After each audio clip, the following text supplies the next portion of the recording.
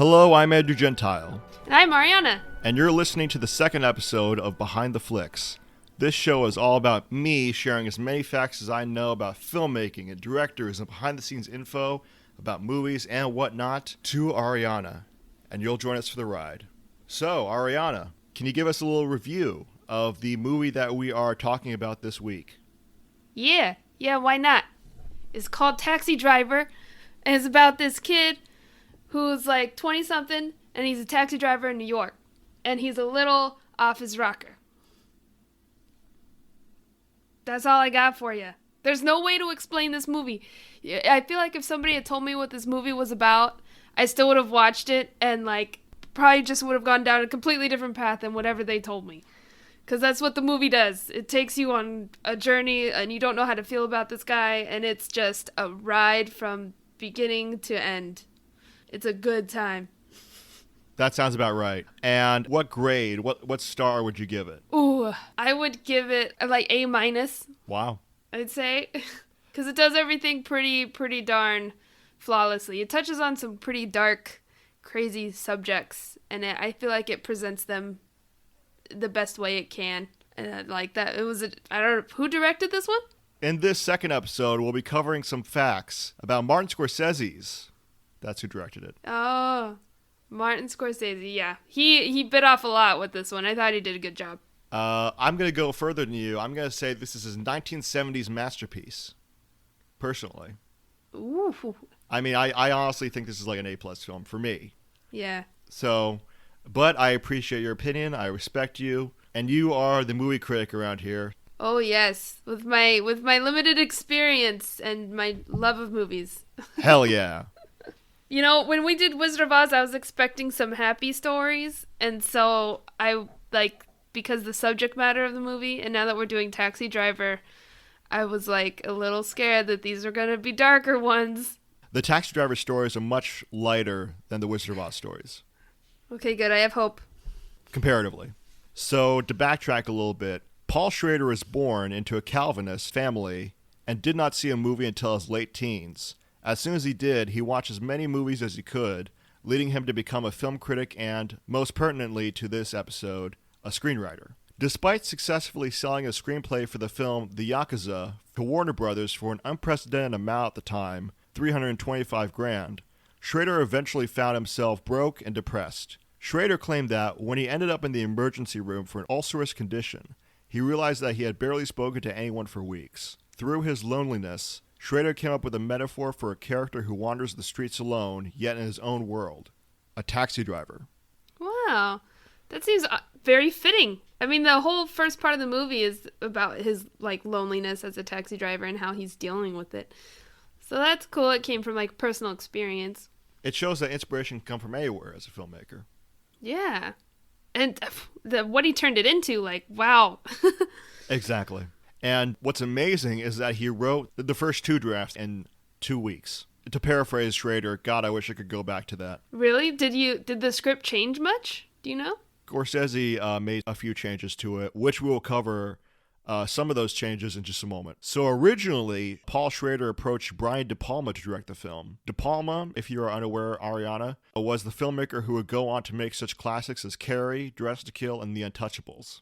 De Palma felt that the script was better suited to fellow director and friend, Martin Scorsese. Just as a brief aside, De Palma and Schrader later did collaborate on the screenplay for De Palma's Obsession, which ended very unhappily and ended their creative partnership.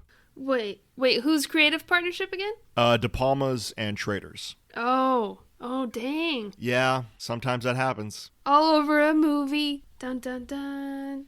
Having had a happy collaboration with Robert De Niro on Mean Streets, Martin Scorsese cast him as the eponymous taxi driver, Travis Bickle. To research for the role, De Niro actually drove a taxi cab in New York. Wow.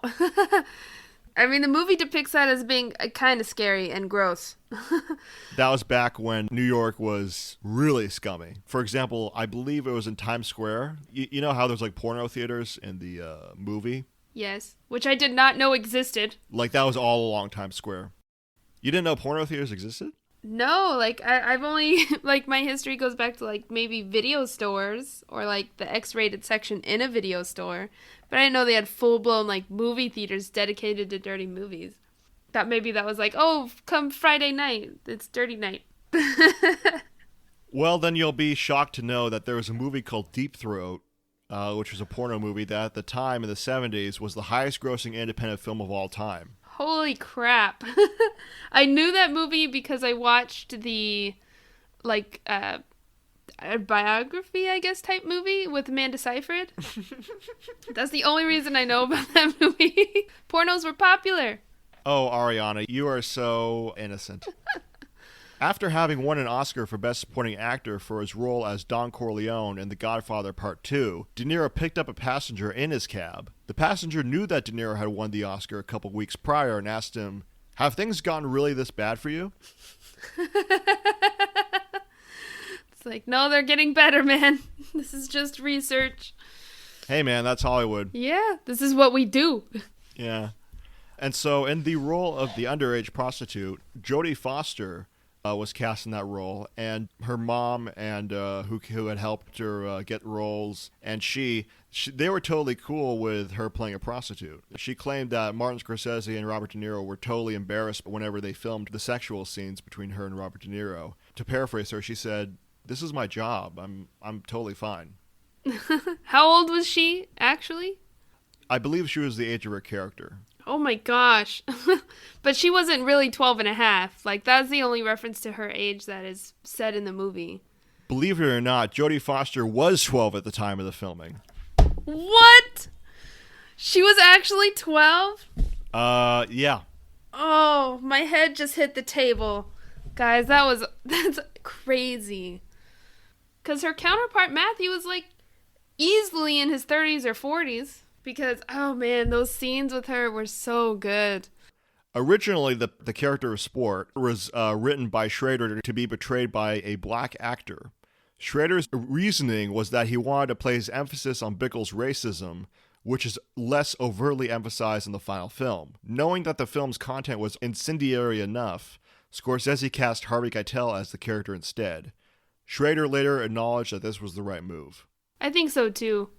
Because you watch it and you know that there's a lot of racism going on, but it's like nonverbal. It's like dirty looks and like moments that they give between him and like the colored people in the movie. So to have the ending be what it was, if those people were black, like it definitely, I feel like it would have taken away from the whole experience. Well, okay, here's actually a discussion to talk about between you and me. I hope this is okay for me to say, and we can edit this part of the podcast out if you're not okay with me saying it. You are in a minority. Not only are you part Hispanic, part Italian, but you are identify as gay. Am I correct? Yes. When you see depictions of, like, for example, racism in movies and homophobia in movies, how does that make you feel? Like, does that depend on the context? Does it depend on the point that the movie's making? Like, how would you describe that? Usually when And this is a big philosophical question. It is. It's like, let me just stroke my beard for a minute and get curious about it. Honestly, when I see depictions in movies, I have a moment of being grateful because I'm from a part of California that is very diverse, and I haven't outright seen that much racism or homophobia. You know, I grew up, I was accepted. I never really had anybody turn away from me. So, but because I'm involved in the community and I hear stories, I know that it exists. So seeing it in movies is like the taste that I get of what it's really like for other people. And I'm grateful for it because it educates me a little. So like, it's hard to watch, but I'm glad that somebody's pointing it out. In whatever way it comes out in, it's like any piece of information or exposure that it can get on like a mass media stage, like a film, is a good thing. What if filmmakers use the depiction irresponsibly or wrong? How does that make you feel?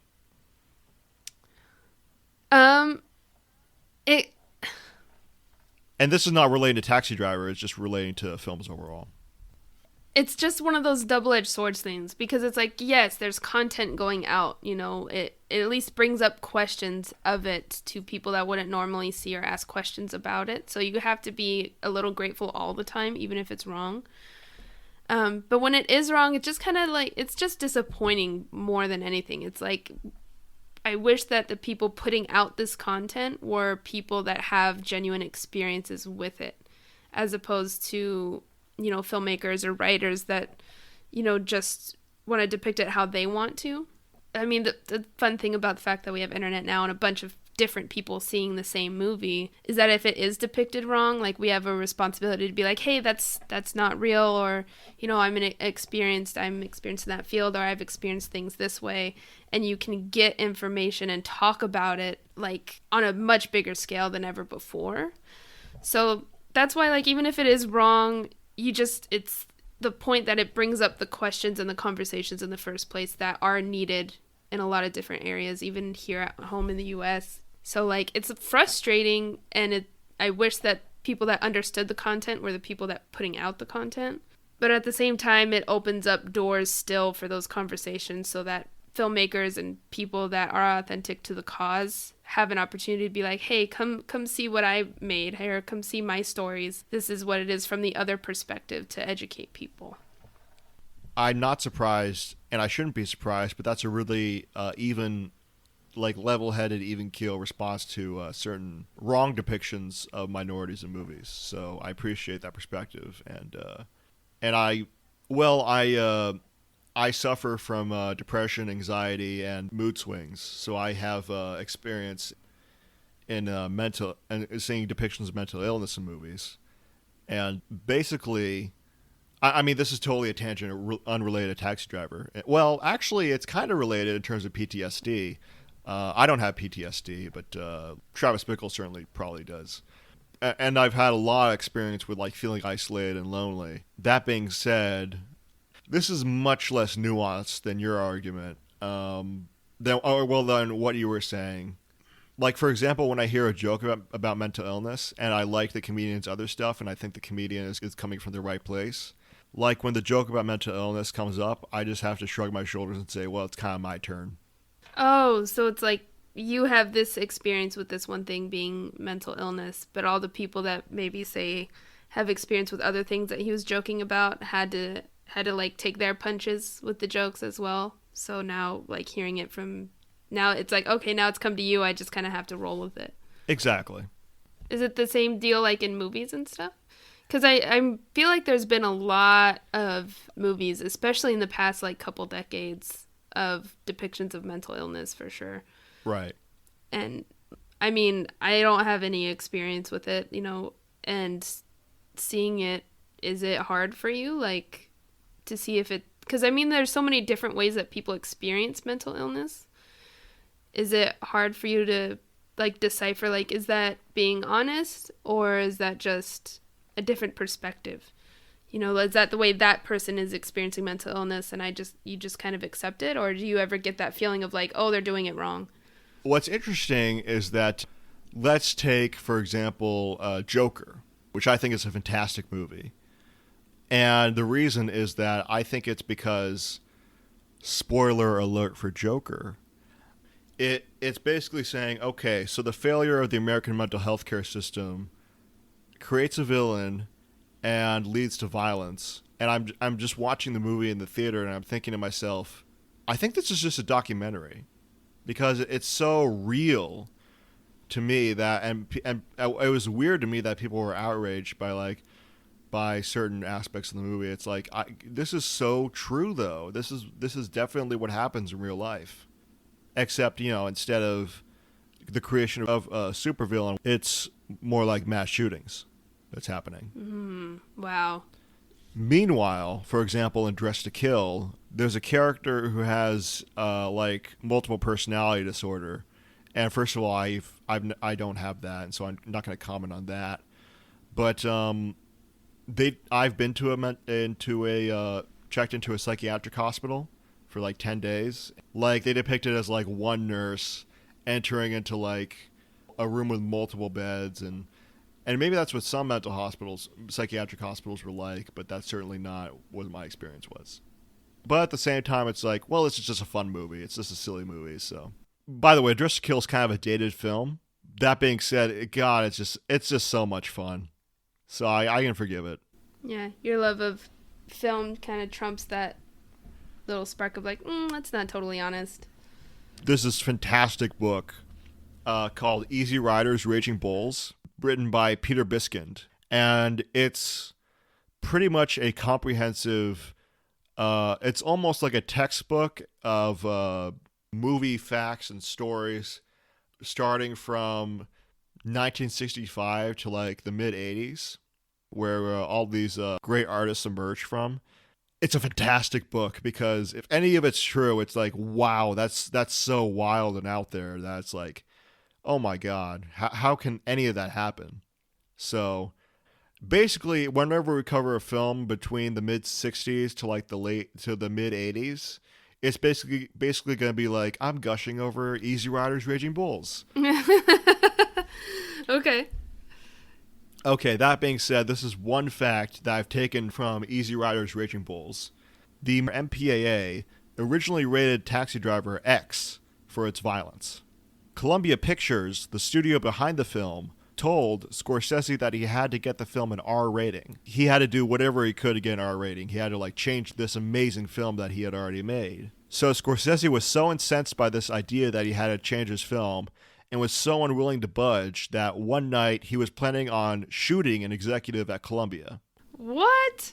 And by the way, this was back when Martin Scorsese was on cocaine, so he probably would have done it. Okay, what stopped him? Many of Scorsese's filmmaking friends had to talk him down from that plan. Oof. That's how you know it's the passion project. Yeah.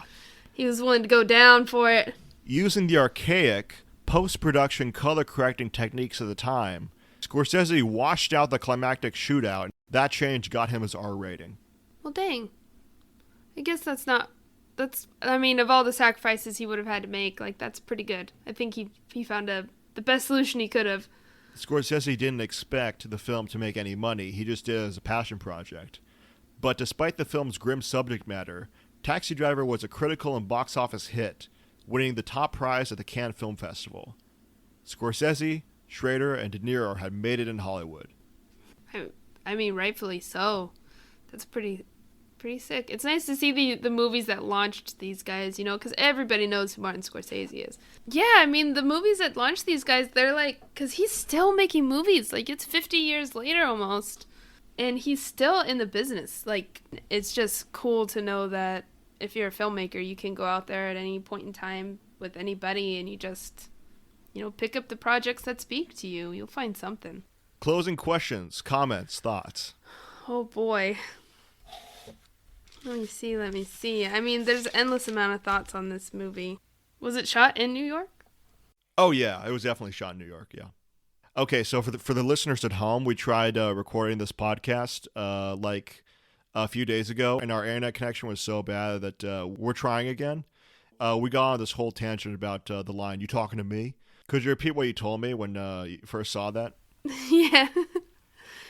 Yes, I couldn't believe that. Because I'd never seen it before, the few days ago before we were attempting to record this podcast. And my whole life, that line is so famous, I always thought he was talking to someone, another human being. And to find out that he was just talking to the mirror, it blew my mind. I thought that was, I couldn't believe that I've gone my entire 26 years of existence not knowing that he was talking to himself. And what's amazing about that scene is that Scorsese was literally lying on the floor while Robert De Niro was doing that, just improvising in front of the mirror. Because the traffic outside was so loud, he didn't think he was getting any sound, and he was listening through his headphones. And Scorsese said, "Just keep repeating it because I can't hear you," to paraphrase him. Through good sound recording and good sound mixing, they were able to get the most famous line in the movie.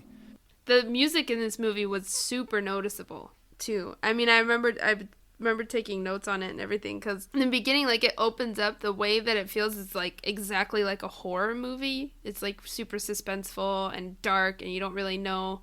It's dun, dun, dun. And then within like a second, it only does that for like maybe a minute or two, and then it transitions into this very romantic, like violin, sweet sound.